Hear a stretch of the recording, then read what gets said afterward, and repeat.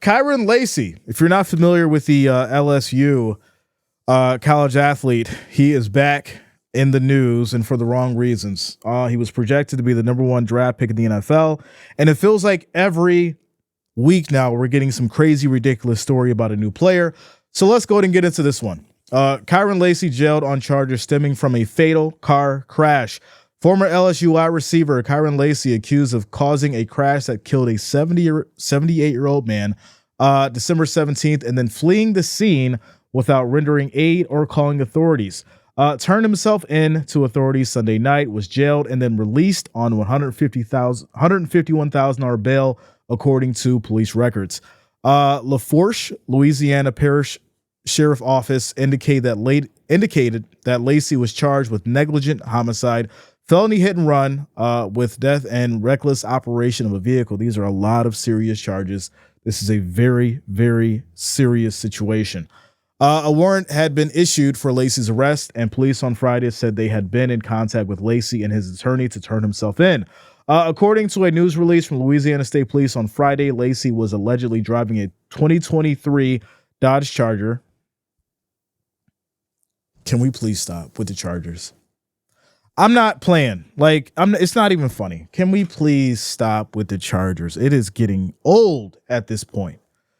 On Louisiana Highway 20 and recklessly passed multiple vehicles at a high rate of speed by crossing the center line and entering the northbound lane while in a designated no passing zone. As Lacy was illegally passing other vehicles, the driver of a northbound pickup truck abruptly braked and swerved to the right to avoid a head-on collision with the approaching Dodge, a Louisiana State Police news release said. Traveling behind the pickup was a 2017 Kia Cadenza, whose driver swerved left to avoid the oncoming Dodge Charger. As the Kia Cadenza took evasive action to avoid impact with the Dodge, it crossed the center line and collided head-on with a southbound 2017 Kia Sorento.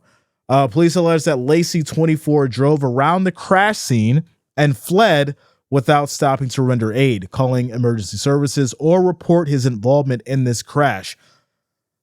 Let me stop it here for a minute.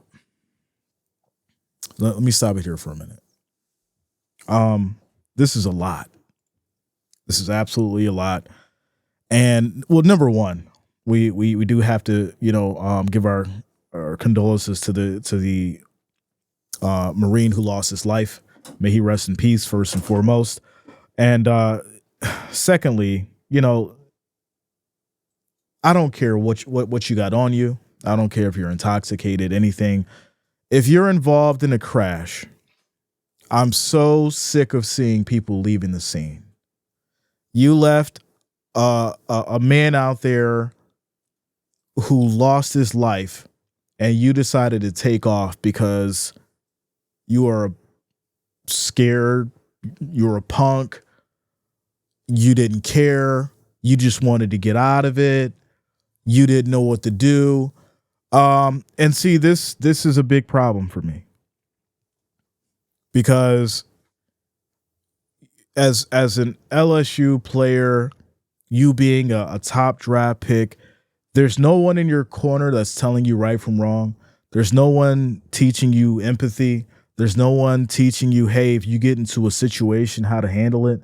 There's no one giving you advice and saying, hey, if you ever get into anything, you make sure that, the people around you are taken care of. You make sure that you don't just abandon accountability.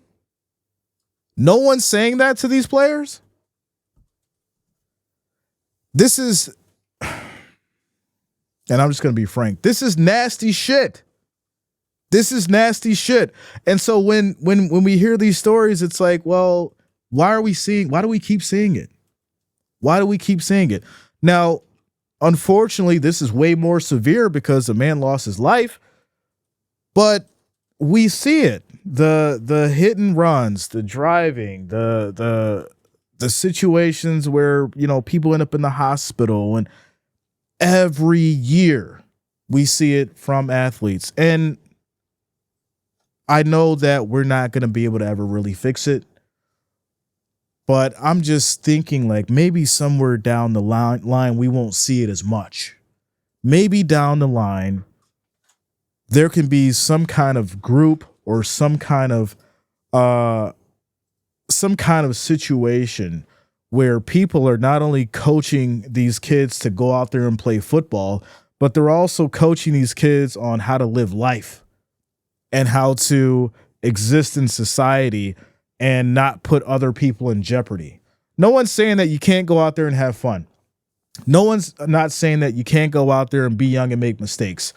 But this isn't a mistake that you can come back from. And unfortunately, you've ruined someone else's life and their family's lives, and then you've ruined your own at the same time. So at what point do we stop seeing these kind of stories and these kind of situations? Because we can blame it on the culture as much as we want to. We can blame it on the culture all we want to. What is it going to take for it to stop? That's going to be the question. But let's keep it going. It says Herman Hall of Thibodaux, Louisiana, who was a passenger in the Kia Sorrento, later passed away from his injuries suffered in the crash. According to the state police, Hall was 78.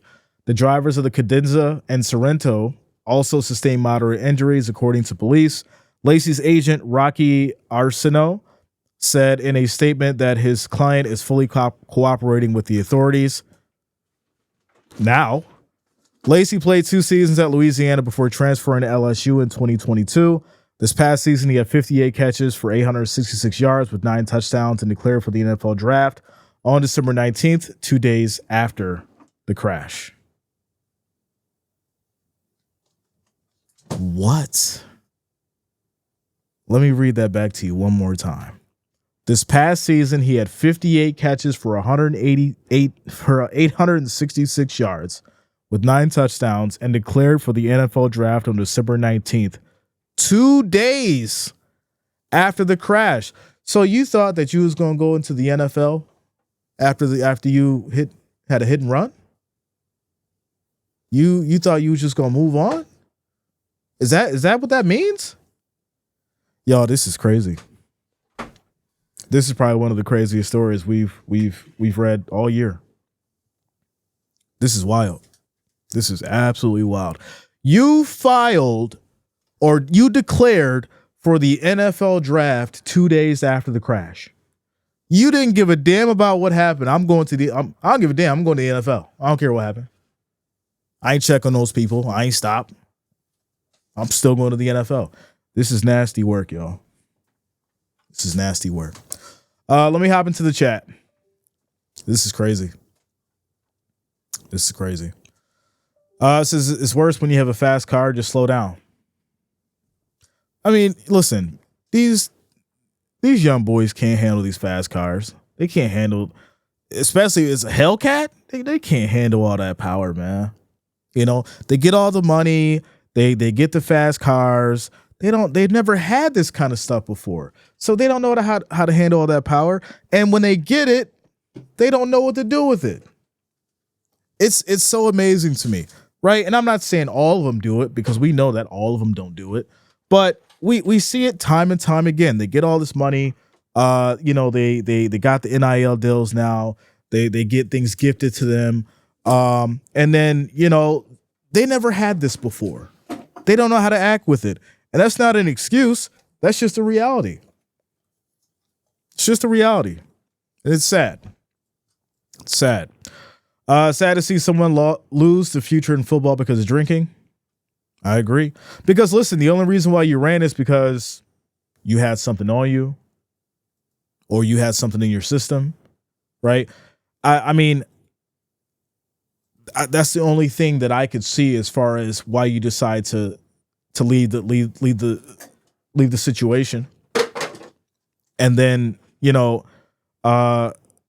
I think that's the biggest problem as far as, this whole thing.